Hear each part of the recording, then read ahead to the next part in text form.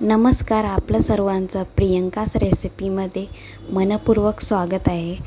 आज आपण बनवणार आहोत 3 किलोच्या प्रमाणात पांढरे शुभ्र आणि खुसखुशीत असे होणारे बटाट्याचे वेफर्स.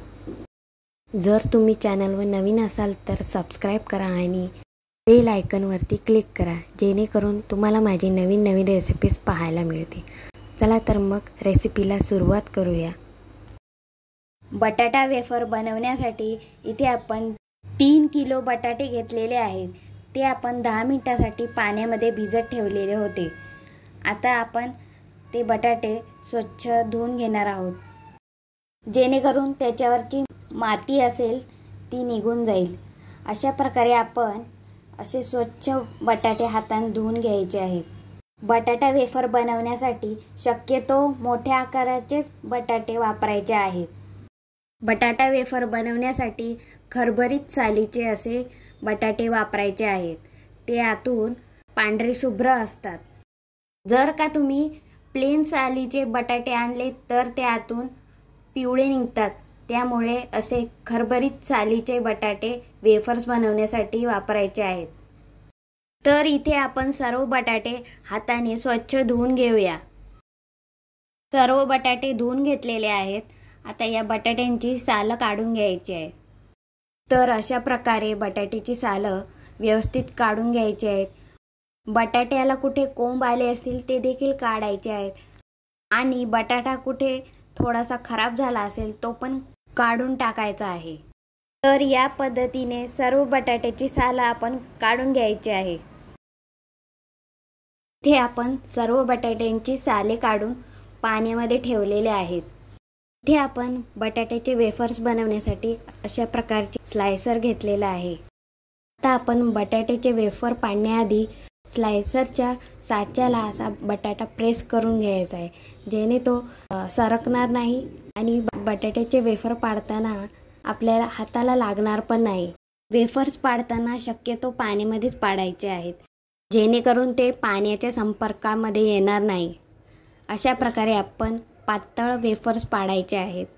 जर वेफर हवेच्या संपर्कामध्ये आले तर ते काळे पडू शकतात. चला तर मग आपण याच पद्धतीने सर्व वेफर्स पाडून घेऊया. इथे तुम्ही पाहू शकता आपण सर्व वेफर्स बनवून पाण्यामध्ये ठेवलेले आहेत. आता हे सर्व वेफर्स आपण हाताने स्वच्छ धुवून घेऊया. वेफर्स 2 ते 3 वेळा धुवून घ्यायचे आहेत. आता आपण इथे पाणी घेतलेलं आहे. त्या पाण्यामध्ये 2-3 मिनिटं अशी तुरटी फिरवून घ्यायची आहे. तुरटीची पावडर घ्यायची नाही.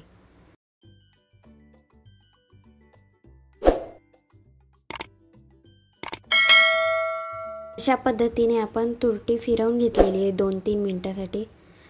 आता आपण काढून घेऊया.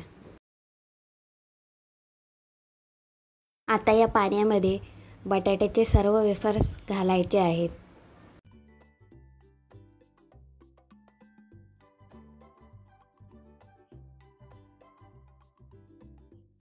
ते सर्व वेफर्स तुरटीच्या पाण्यामध्ये घातलेले आहेत. तर इथे आपण वेफर्स 2 भांड्यामध्ये घेतलेले आहेत. आता आपण रात्रभर असेच भिजत ठेवणार आहोत. 4 ते 5 तास झालेले आहेत. आता आपण हे वेफर या पाण्यामधून काढून दुसऱ्या भांड्यामध्ये घेऊया. सर्व वेफर्स या टोपामधून काढून घ्यायचे आहेत आपण. आणि एका बाजूला पाणी गरम करायला ठेवलेले आहे. इथे आपण सर्व वेफर्स परातीमधल्या पाण्यामध्ये ठेवलेले आहेत.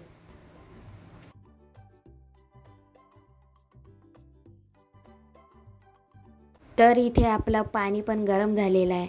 आता त्यामध्ये 1 चमचा मीठ घालून घेऊया. आता आपण हे वेफर्स या पाण्यामध्ये टाकून घेऊया आणि गॅस फुलच ठेवायचा आहे. सर्व वेफर्स या पाण्यामध्ये घालायचे आहे. सर्व वेफर्स घातल्यानंतर एकदा झाऱ्याने फिरवून घेऊया. व्यवस्थित असे फिरवून घ्यायचे आहेत आणि फक्त 2 ते 3 मिनिटच आपल्याला या गरम पाण्यामध्ये उकळवायचे आहेत. जास्त वेळ ठेवायचे नाही. जर बटाट्याचे प्रमाण जास्त असेल तर वेळही जास्त लागेल आणि जर बटाट्याचे प्रमाण कमी असेल तर वेळ कमी लागेल. ही गोष्ट लक्षात ठेवा. अर्धवटच आपल्याला हे इथे शिजवून घ्यायचे आहेत. आता इथे आपले वेफर्स झालेले आहेत.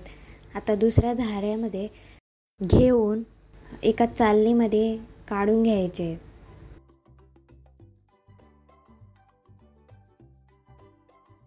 ह्या चाळणीमध्ये आपण सर्व वेफर्स काढून घेणार आहोत.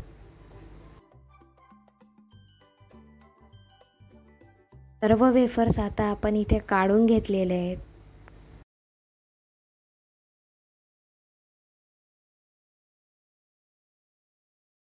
आणि एका कपड्यावरती सर्व वेफर्स असे पसरवून घेऊया. जवळजवळ लावायचे नाही आहेत, नाहीतर ते एकमेकांना चिकटतात. थोडे लांब लांब लावायचे आहेत.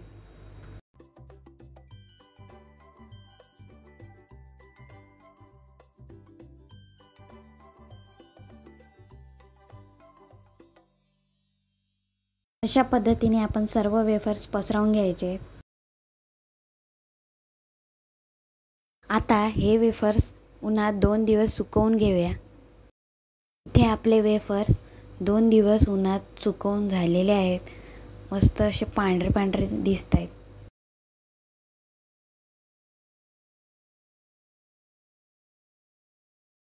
आता इथे आपण वेफर्स तळून बघूया.